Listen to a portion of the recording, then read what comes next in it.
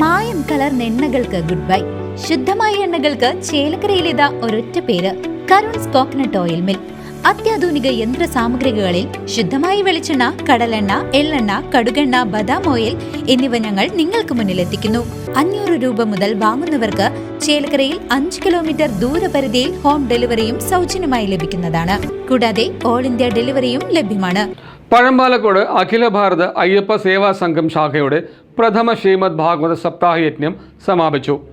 September 14 മുതൽ 21 വരെയാണ് യജ്ഞം നടന്നത്.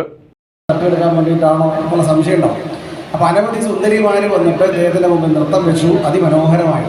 പക്ഷേ ആ മഹർഷിയുടെ ആ തപശക്തി ഇളക്കാൻ ഇവർക്കാർക്കും സാധിച്ചതേയില്ല. മനുഷ്യന്മാരും അവർ സുന്ദരിമാർ ക്ഷീണിച്ചുകൊണ്ടല്ലാണ്ട് ഇദ്ദേഹത്തെ ഇളക്കാൻ പറ്റിയില്ല. ഹർഷിതോപി മഹാമുനി, ബുദ്ധിമുട്ടുണ്ടായില്ല. അപ്പോൾ കാമത്തെ പോലും അതിക്രമിച്ചു ഇദ്ദേഹം എന്ന് അറിഞ്ഞപ്പോൾ നരനാരായണന്മാർ ഇദ്ദേഹത്തെ കാണാൻ വേണ്ടിയിട്ട് വരുന്നു. നരനും നാരായണനും രണ്ടുപേര് വരും. കാരണം കാമത്തെ ജയിക്കാൻ വളരെ ബുദ്ധിമുട്ടാണ്. ബാക്കിയുള്ള എല്ലാവരുടെയും ജയിക്കാം, കാമത്തെ ജയിക്കാൻ വിഷമമാണ്. അത് ജയിച്ചവർ വളരെ കുറച്ചേ ഉണ്ടായിരുന്നുള്ളൂ. അതുകൊണ്ട് ഇവർ രണ്ടുപേരും വരുന്നു. അതിഗംഭീരമായിട്ട് സ്തുതി കൂടി കഴിഞ്ഞപ്പോൾ ചോദിക്കുകയാണ്, എന്താണ് വരം വേണ്ടത്? മാർക്കണ്ഡേയ മഹർഷിയോട് നരനാരായണന്മാർ ചോദിക്കുകയാണ്, എന്താണ് വരം വേണ്ടത്?